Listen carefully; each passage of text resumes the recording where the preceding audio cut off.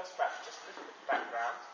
When I was last addressing the musical class a couple of years ago, I talked about the abolitionist project, which is one strand of transhumanism. The transhumanist declaration commits us to the well-being of all sentience. Now, that isn't just some high-sounding phrase. It is technically possible to use biotechnology to reduce suffering throughout the living world.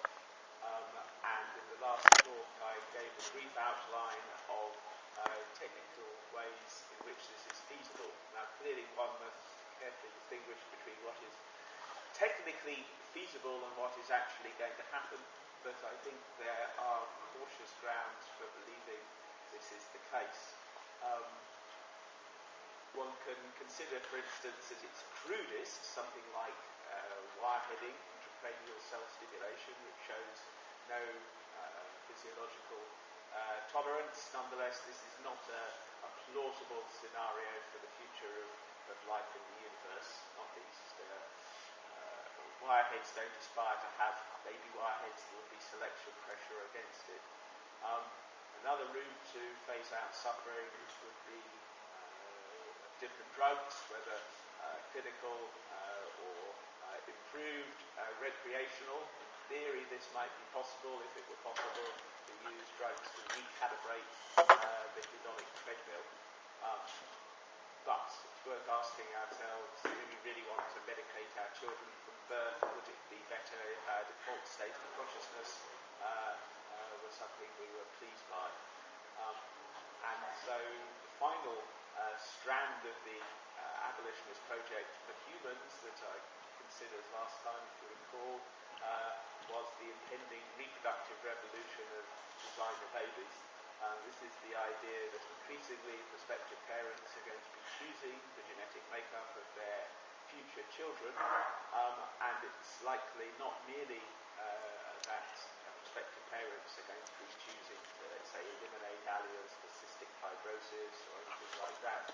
They're also likely to be choosing the hedonic set point of their future children, crudely how happy or sad or super happy your child is going to be.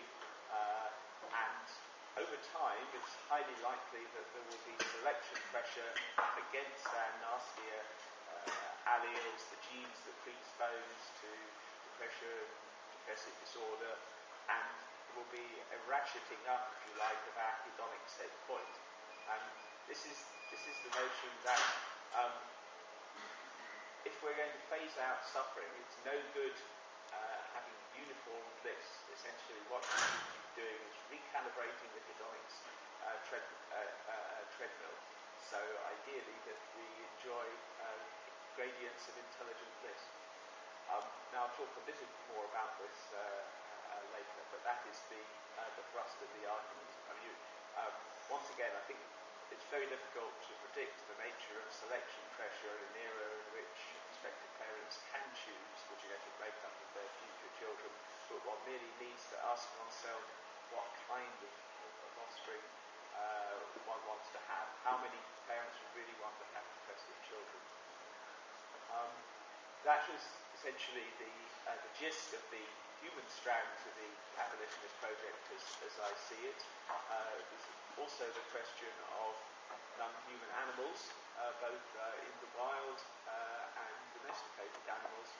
And by far the greatest source of avoidable suffering in the world today is factory farming, that has the sentience, particularly the capacity to suffer of a 2-to-3-year-old child, and yet the way we treat pigs and other non-human animals would get the perpetrator locked up for life if the victim were human.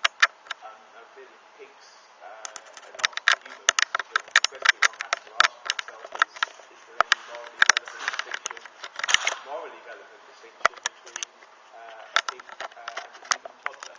Let's say it's a human toddler with a progressive disorder who is not going to become a 3 or 4-year-old. And so, yes, I regard what is going on right now in our factory farms as on par with the Holocaust. This is idle rhetoric. What the horror is hidden, but nonetheless the non-human animals we abuse and kill for food are functionally equivalent to small children.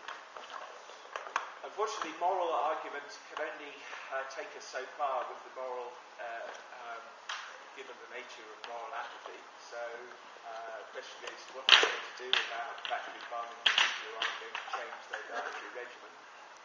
And the way forward here seems to be in vitro cultured meat. And within the next 10, 15 years, it is possible to develop gourmet cultured steaks and other forms of delicacy, hopefully will lead to a shift away from factory farming to artificial meat. And eventually, I trust, global veganism. Some people will say the yuck argument, surely that some people will always want to eat inverted commas natural food, but if you only have to look at the way non-human animals are treated, antibiotics, various nasty forms of medication, to realise this argument doesn't hold water at all. That it can be much cleaner and safer and ultimately tastier if we can genetically engineer in vitro meat for those who want it. The final strand of the abolitionist project, i.e. the aspiration to phase out any form of involuntary suffering in the living world, is nature. Nature, unfortunately, consists in large numbers of non-human animals eating each other. It's easy to romanticize nature. We all enjoy wildlife documentaries, and we might imagine that death in nature is usually swift, and sometimes it is. But unfortunately, right now, all manner of non-human animals, equivalent in many cases to 2-, 3- or 4-year-old children, are either starving to death, or being eaten alive, or being asphyxiated or disemboweled by predators. And this might seem an insoluble problem. But once again, as transhumanists, we know that there are technical fixes. If we're quite serious about phasing out suffering through the rest of the living world, we can choose what life forms and what forms of consciousness we want to exist in our future wildlife parks. Essentially, we can use fertility control to regulate herbivore numbers instead of starvation, disease, and predation as present. What about carnivores? Do we really want to preserve predators in their current guise? After all, the idea of conserving human predators will seem self-evidently absurd. Why do we want to conserve non-human predators who prey on the weak, the vulnerable, the helpless in various nasty ways? So, if we're serious about phasing out the horrors of nature, we've got a choice. Either we phase out predators, carnivores altogether, or alternatively, if we do want to keep today's so-called charismatic megafauna, with the iconic lions and tigers and the like, the only way to do this is to do some genetic tweaking. And once again, it is costly and technically challenging, but it's feasible. Anything from catnip-flavoured in vitro meat to neurochips. Think of the way in some countries now any dog will be fitted with a particular chip. I mean, essentially, later this century, every cubic meter, perhaps every cubic millimeter of the world will be amenable to scrutiny by our computers and control. And so we've got to choose precisely what forms of consciousness we want to exist. Do we want to preserve asphyxiation, disemboweling, and the traditional horrors of nature? Okay, that in a nutshell, and there's vastly more I could go into, but I'm not going to for the purposes of this talk. That is the nub of the abolitionist project. I see it as I see it.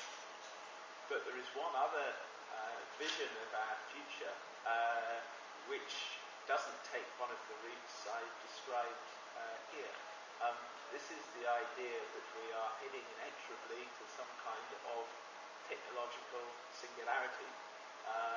And this, I expect most of you have read Ray Kurzweil, and also the Singularity Institute, and many transhumanists, some futurists, think that humans are going to be superseded by artificial intelligence, artificial superintelligence, either replacing us or perhaps we will be uploaded, that is, scanned, digitized and uploaded to a different substrate.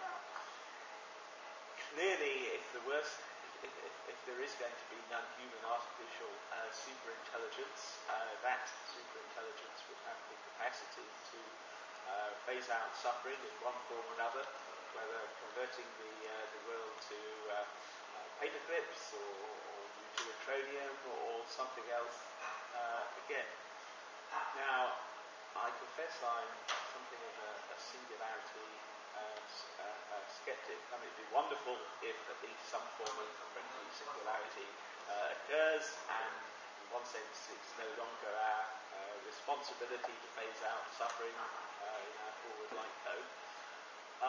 But for various reasons, as I say, I'm a skeptic, and the talk I'm going to give today is actually called The Biointelligence Explosion.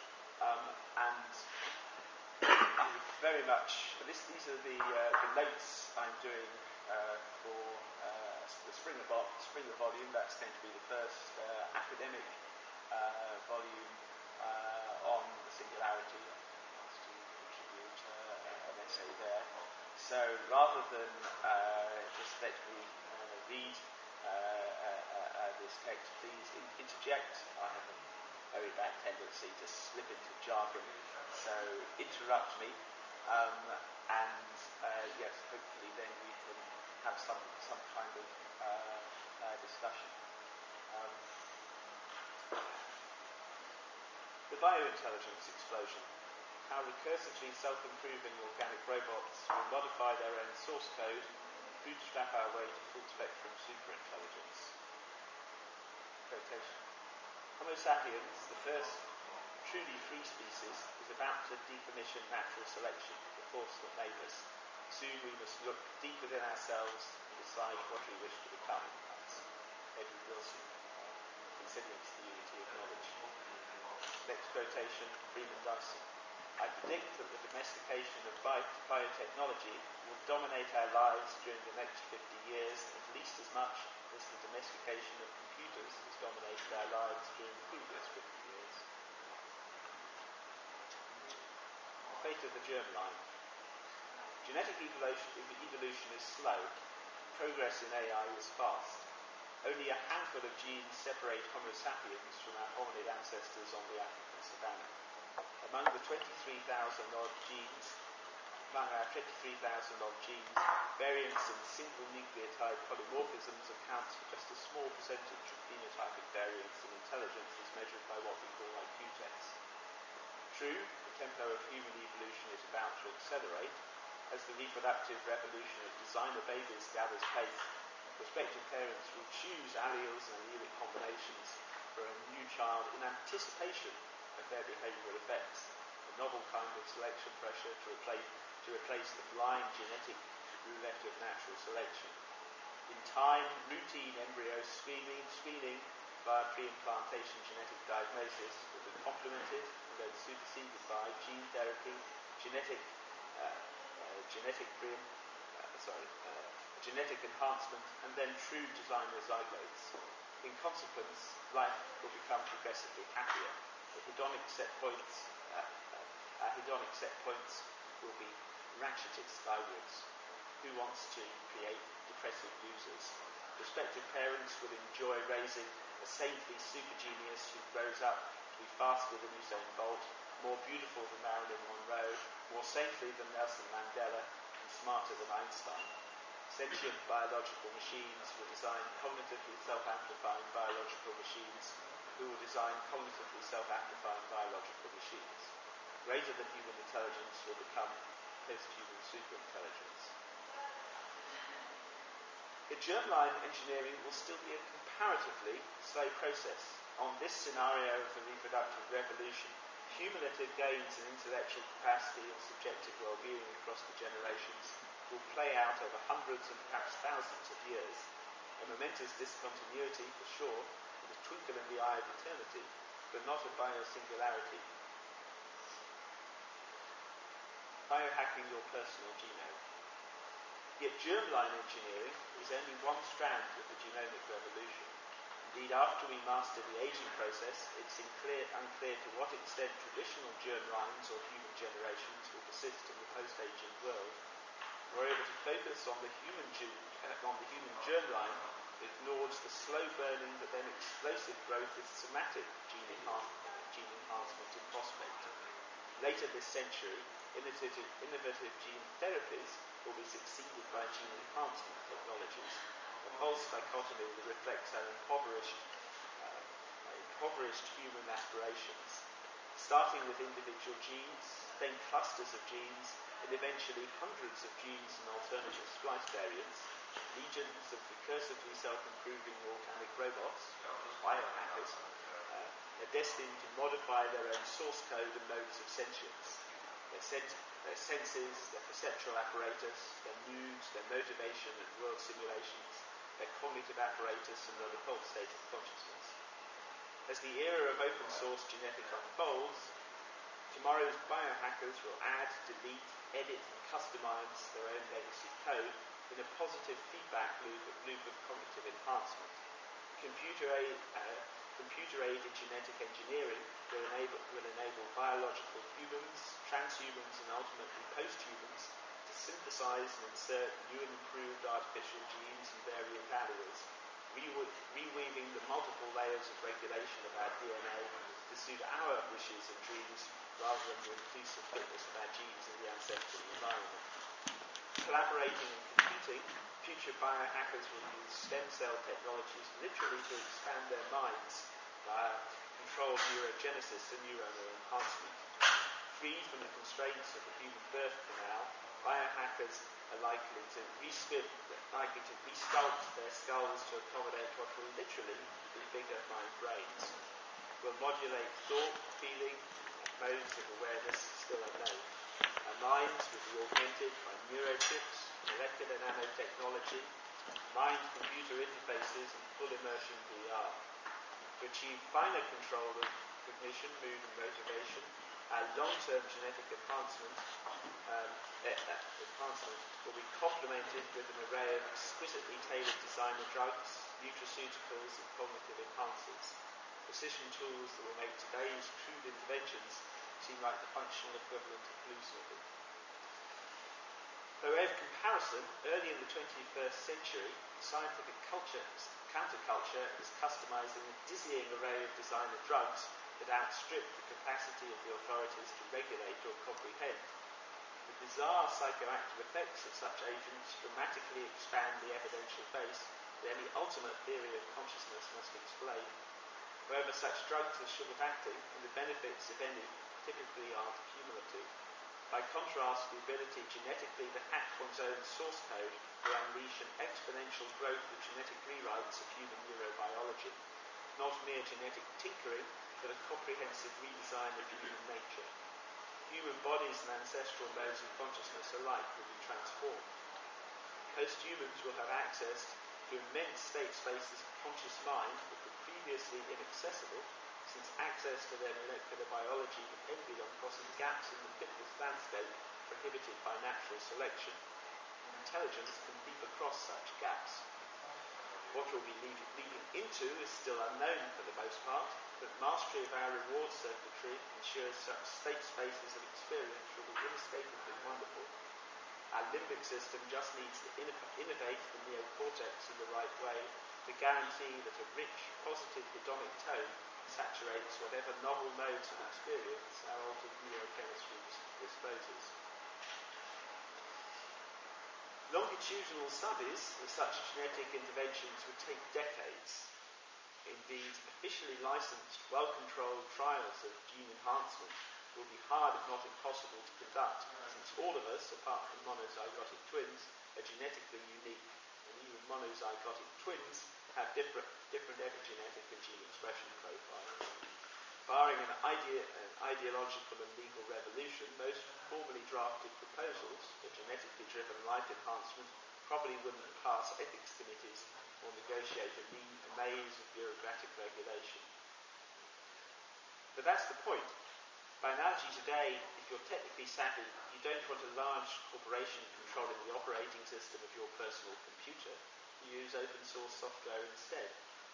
Likewise, you don't want governments controlling your state of mind via drug laws.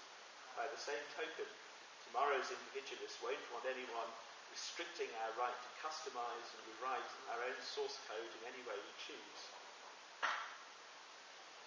Will there initially be accidents and personal tragedies? Most probably yes. By the end of next decade, any educated, health-conscious person will be intimately familiar with the architecture of their own personal genome. The cost of personal genotyping will be trivial. So will DIY gene manipulation kits. Let's say you decide to endow yourself with an extra copy of your NR2B gene. The NR2B gene encodes the NMDA receptor. An extra NMDA receptor is a crude but effective way to enhance your learning ability, at least if you're a mouse. Recall how Cien and his colleagues first gave mice extra copies of the NR2B gene, then tweaked the regulation of these genes so that their activity would increase as the mice grew older. Unfortunately, it transpires that such brainy, doogie mice, maybe brainy future humans endowed with an extra NR2B gene, have greater pain sensitivity too. Certainly, NR2B receptor blockade reduces pain. Being smart, perhaps you decide to circumvent this side effect by inserting and overexpressing the high pain threshold, low pain allele of the SCN9A gene in your nociceptive neurons in the dorsal root ganglion and trigeminal ganglion. The SCN9A gene regulates pain sensitivity. In common with taking drug cocktails, the factors to consider in multiple gene modifications should multiply, but you'll have heavy-duty computer software to help. Anyhow, pitfalls, as illustrated in this single example, could be multiplied. Most risks and opportunities of intervention are presumably still unknown. Maybe it's tempting to condemn such genetic experimentation as irresponsible, yet it's worth bearing in mind how each act of sexual reproduction is an unpredictable genetic experiment with unknown consequences too.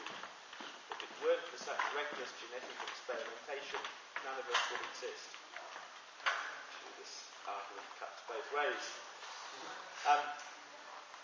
Naively, personal genetic source code editing will be too difficult for any but a dedicated cognitive elite of biohackers. Certainly, there are strongly evolutionarily conserved housekeeping genes that would be well advised to leave alone for the foreseeable future. Granny might do well to customize her Windows desktop, at least until her own enhancement at any rate. Yet biointelligence explosion won't depend on all its participants mastering the functional equivalent of machine code, the 3 billion odd A's, C's, G's and T's of our DNA.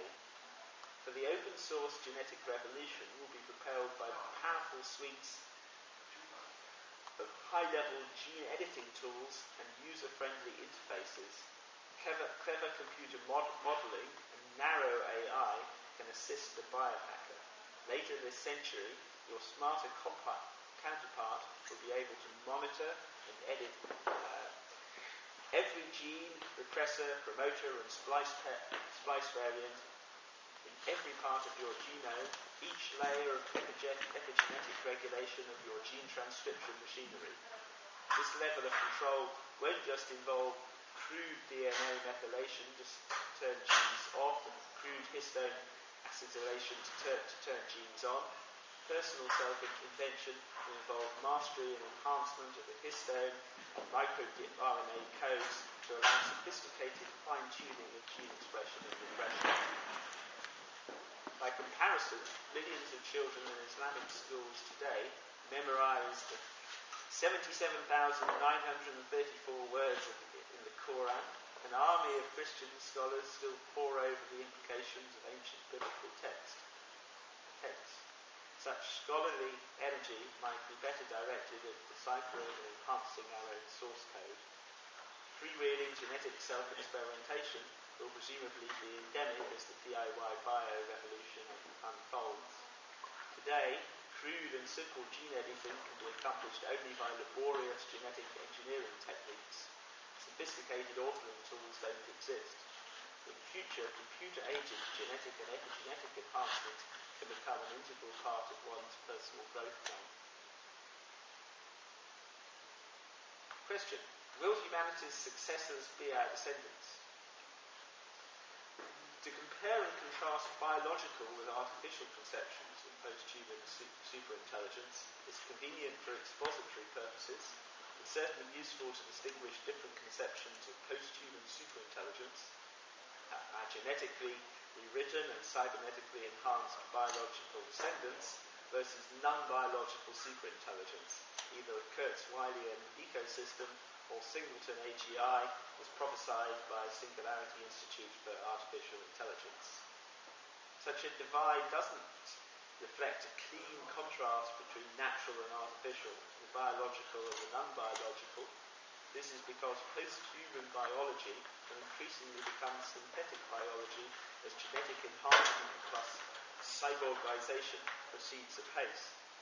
Thus, so-called autistic digital superintelligence on web-enabled chips can be more or less seamlessly integrated into our cybernetically enhanced bodies and brains, or to deliver seemingly limitless knowledge on tap. Critically, transitional humans can exploit what is misleadingly known as narrow, weak AI to enhance their own code in a positive feedback loop of mutual enhancement, first plugging in data and running multiple computer simulations, then tweaking and re-simulating. The serious biohacking rate of the century, artificial quantum supercomputers rather than today's classical toys, may be used to test run multiple genetic interventions. Quantum supercomputers exploit quantum coherence to do googles of computation all at once. In principle, each biological neurone and glial cell of your mind-brain could have its own dedicated artificial healthcare team and social network specialists. Despite this witch's brew of new technologies, a conceptual gulf remains in the futurist community between those who imagine our destiny, if any, lies in digital computers, and, by contrast, radical bioconservatives who believe our post-human descendants will also be our supersentient descendants at their neural network core, not the digital zombies of symbolic AI and classical serial computers run on our classical serial computers. Question: can we build friendly biological superintelligence? Evolution designed male human primates to be hunters, warriors. Evolution designed women to be attracted to powerful, competitive alpha males. Until humans rewrite our own code, we shall continue to practice extreme violence against members of other species, and frequently against members of our own. A heritable and conditionally activated predisposition to unfriendliness to members of other races and species is currently hardwired. Indeed, we have a conditionally activated predisposition to compete against and harm anyone who isn't a genetically identical twin.